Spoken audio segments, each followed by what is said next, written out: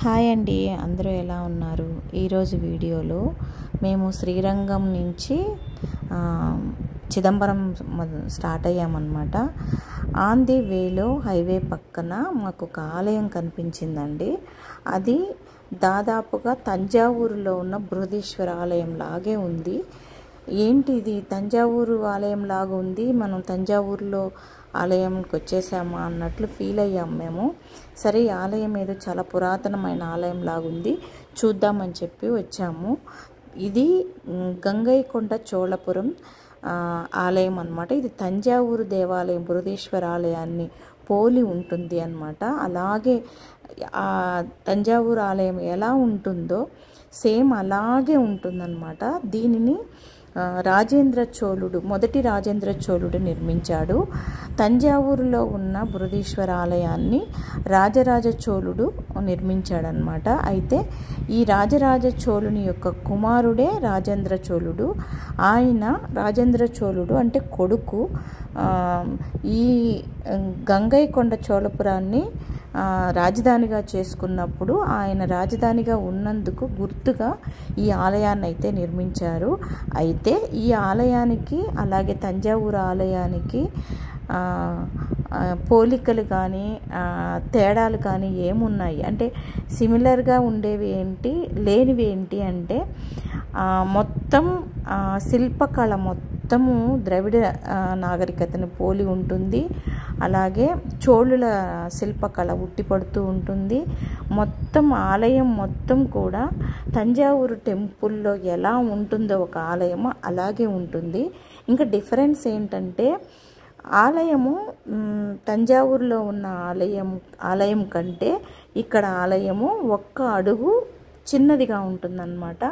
ఇకపోతే లోపల గర్భగుడిలో ఉన్న శివలింగము 13 అడుగులు ఎత్తుంటుంది. ఆ వెడల్పు కానీ ఆకారం కానీ లోపల శివలింగం తంజావూరులో ఉన్న బృహదీశ్వర ఆలయంలో ఉన్న శివలింగాన్ని పోలి ఉండదు. ఎందుకు అలా చిన్నదిగా చేసి కట్టారు అంటే, రాజేంద్ర చోళుడి యొక్క తండ్రి రాజరాజ చోళుని గౌరవార్థము ఆయన కంటే ఎక్కువగా కానీ ఆయనలాగా కానీ కట్టి ఆయన గౌరవాన్ని చిన్నపుచ్చకూడదనే ఉద్దేశంతో కొంచెం తగ్గి, అంటే కొడుకు కాబట్టి కొంచెం చిన్నదిగా కట్టి ఆయన కోరికనైతే తీర్చుకున్నాడు. తండ్రికి నిర్మించిన ఆలయం లాగే ఈయన కూడా తన రాజధానిలో ఒక ఆలయాన్ని నిర్మించాలనే ఆశయంతో నిర్మించిన ఆలయం ఇది. దీన్ని చూస్తే ఎక్కడ నుంచి చూసినా కానీ మొత్తం శిల్పకళ దగ్గర నుంచి ఆలయంలో ఉన్న దేవుళ్ళు అంటే మిగిలిన చిన్న చిన్న దేవుళ్ళ విగ్రహాల దగ్గర నుంచి వాళ్ళు అక్కడ ఎక్కడ ఏ ప్లేస్లో నిర్మించారో అది మొత్తం అలాగే నిర్మించి దాదాపుగా తంజావూరు ఆలయాన్ని పోలి ఉంటుంది. ఇక ఇప్పుడు నందిని చూస్తున్నారు కదా, ఈ నంది కూడా తంజావూరులో ఉన్న నందిని పోలే ఉంటుంది. కాకపోతే దీన్ని చంద్రకాంత అనే రాతితో చెక్కబడిందంట. అలాగే కాదు, ఇక్కడ చాలా వరకు ఒక రకమైన రాయిని వాడారు అంట. అది ఎలా ఉంటుంది అంటే, చలికాలంలో వెచ్చగా ఉంటుంది, అంటే శీతాకాలంలో వెచ్చగా ఉంటుంది, వేసవి కాలంలో చల్లగా ఉంటుంది. ఆ రాయిని తాకినా కానీ రాయికి దగ్గరగా కూర్చున్నా కానీ మనకి చల్లదనం కూల్గా ఉంటుందన్నమాట. అలాగే శీతాకాలంలో చలికాలంలో కానీ ఆ రాయి పక్కన కూర్చుంటే మనకి వెచ్చగా ఉంటుంది. అది అలాంటి ఒక రాయిని ఎంచుకొని దాన్ని చంద్రకాంత రాయి అంటారంట. అలాంటి రాయిని ఎంచి ఇక్కడ విగ్రహాలు కానివ్వండి, శిల్పకళలకు కానీ వాడిన రాయి కానివ్వండి, అంతా ఒక ప్లాన్ ప్రకారం చాలా నీట్గా కట్టున్నారనమాట. ఎంత అద్భుతంగా ఉందంటే ఆలయం, మనం తంజావూరు టెంపుల్లో ఉన్న బృహదీశ్వర ఆలయాన్ని చూసినట్టే మనకు అనిపిస్తూ ఉంటుంది. ఆలయం అయితే మధ్యాహ్నం అవడం వల్ల డోర్లు వేసేస్తున్నారు. ఇక్కడ కొన్ని ఆలయాల్లో విగ్రహాలు అయితే లేవు. మెయిన్ ఆలయంలో అయితే విగ్రహం ఉంది. ఆయన పూజారి మార్నింగ్ వచ్చేసి వెళ్ళిపోతారు. మేము లంచ్ చేసి స్టార్ట్ అయ్యాము, దాదాపు 2 o'clock అయ్యింది. ఆ టైంలో టెంపుల్ డోర్లు అయితే క్లోజ్ చేస్తుంటారు. ఉదయం పూజ చేసి వెళ్ళిపోతారు. ఎవరైనా చూడాల్సిన వాళ్ళంతా ఓపెన్లోనే ఉంటుందన్నమాట ఈవినింగ్ వరకు. మేబీ నాకు అది టైమింగ్స్ తెలీదు, కానీ లోపల అక్కడ లోపలంతా ఫ్రీగా అన్నీ చూసేదానికి వీలుగా అయితే వదిలేస్తున్నారు, గర్భగుడి తప్ప. అంతా మనం లోపల టెంపుల్ వ్యూ అంతా మనం చూడొచ్చు. పెద్ద పెద్ద చెట్లు ఉన్నాయి. సమ్మర్ అవ్వడం వల్ల వచ్చిన డివోటీస్ అందరూ అక్కడ ఆ చెట్ల కింద సేద తీరుతూ ఉన్నారు. చాలా అద్భుతంగా ఉంది. పచ్చిక అయితే చూసారంటే మీరు చల్లగా మనకి కాళ్ళు కూడా కాలకుండా ఆ మెత్తటి పచ్చికలో నడుస్తూ ఉంటే ఇంకా కాసేపు అక్కడే ఉండాలి అనిపించే అంత ఆహ్లాదకరంగా ప్లెజెంట్గా అనిపించింది మాకు. చాలా బాగుంది ఆలయం మొత్తం. ఏ టు జెడ్ విగ్రహం, ప్రతి శిల్ప కళలు కానీ మొత్తం ఎక్కడ ఏది ఎలా తంజావూరులో ఏ విగ్రహాన్ని ఎక్కడ చెక్కారు అలాగే సేమ్ టు సేమ్ అలాగే డిజైన్ అయితే చేయబడింది. మీరు అక్కడ తంజావూరులో బృహదీశ్వర ఆలయాన్ని విజిట్ చేసి మళ్ళీ మీరు దీన్ని చూసారంటే మాత్రం ఖచ్చితంగా పోల్చుకోవడం కష్టం. కాకపోతే అది కొంచెం బాగా డెవలప్ చేయబడింది. ఇదైతే శిథిలావస్థలో అలాగే వదిలేశారు. కొంచెం అంటే ఇంకొంచెం డెవలప్ చేస్తే బాగా జనం వచ్చేదానికి బాగుంటుంది అనిపించింది. ఎందుకంటే అంత బాగా ఒక పురాతనమైన దేవాలయాన్ని అభివృద్ధిలో యొక్క విజిటర్స్ కూడా చాలా తక్కువ మంది ఉన్నారు. డివోటీస్ రావడం కూడా తక్కువేమో అనిపించింది. నిజానికి ఆలయం ఎంత పెద్ద ఆలయాన్ని ఎంత బాగుందండి, ఎంత ప్లెజెంట్గా ఉంది, చాలా బాగుంది. తప్పకుండా ఈసారి ఇది తంజావూరు నుంచి 80 కిలోమీటర్ల దూరంలో ఉందండి. ఖచ్చితంగా మీరు శ్రీరంగం వచ్చినా తంజావూరు వచ్చినా ఎక్కువ డిస్టెన్స్ కాదు కాబట్టి మీరు ఖచ్చితంగా చూడొచ్చు. ఇది హైవేకి పక్కనే ఉంటుంది. గంగైకొండ చోళపురం అంటారండి ఈ ఊరు ఏరియా అంతా. ఈ ఆలయం అయితే చాలా ప్రసిద్ధి చెందింది. తెలిసిన వాళ్ళు చాలామంది ఈ ఆలయానికి వచ్చి వెళ్తూ ఉంటారు. మీరు కూడా తప్పకుండా ఇట్లా విజిట్కి టూర్ లాగా వచ్చినప్పుడు ఖచ్చితంగా ఎంత ఎక్కువసేపు పట్టదు, ఒక 2 hours పడుతుందేమో, విజిట్ చేసి వెళ్ళండి. మీ ట్రిప్లో ఇది ఒక భాగం అయిపోతుంది. మొత్తం వీడియో అయితే చివరి వరకు చూడడానికి ట్రై చేయండి. ఎందుకంటే నేను ప్రతిదీ క్లియర్గా చూపించడానికి ట్రై చేశాను. వీలున్నంత వరకు చివరి వరకు చూడడానికి ట్రై చేయండి. అక్కడ చూడండి బావి కనిపిస్తుంది కదా, 2 బావులు, ఈ పక్క ఒకటి ఆ పక్క ఒకటి. అక్కడ తంజావూరులో కూడా అలాగే ఉంటుందంట. సేమ్ అలాగే నిర్మించారు ఆలయాన్ని. ఖచ్చితంగా వీడియోని అయితే చివరి వరకు చూడడానికి ట్రై చేయండి. వీడియో అయితే పెద్దదే, అంటే ఏది మిస్ చేయకూడదనే ఉద్దేశంతో స్పీడ్ పెట్టేస్తే ఎక్కడ క్లియర్గా మీరు చూడలేరేమో అన్నట్టుగా నేను క్లియర్గా చూపించాను. ఇది వినాయక టెంపుల్ అండి, చిన్నవి టెంపుల్. ఇది డోర్ అయితే తీసి పెట్టున్నారు. ఇది మనం చూసుకోవచ్చు. స్వామి ఈ ఆలయంలో మాత్రమే వినాయక విగ్రహం ఉంది. కొన్ని ఆలయాలు చిన్న చిన్నవి ఆలయాలు ఉన్నాయి, కానీ వాటిలో విగ్రహాలు అయితే లేవు. ఇప్పుడైతే మనం ఆలయం చుట్టూ క్లియర్గా చూడడానికి ట్రై చేద్దాము. అంటే నేను చూపించినంత వరకు క్లియర్గానే చూపించాను అనుకుంటున్నాను. మీరు కూడా చివరి వరకు చూడడానికి ట్రై చేయండి. థ్యాంక్ యూ అండి చివరి వరకు చూస్తున్నందుకు. Thank you so much. ఓం నమః శివాయ.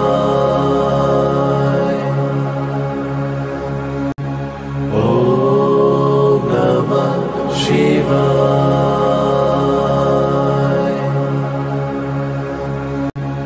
ఓం నమః శివాయ.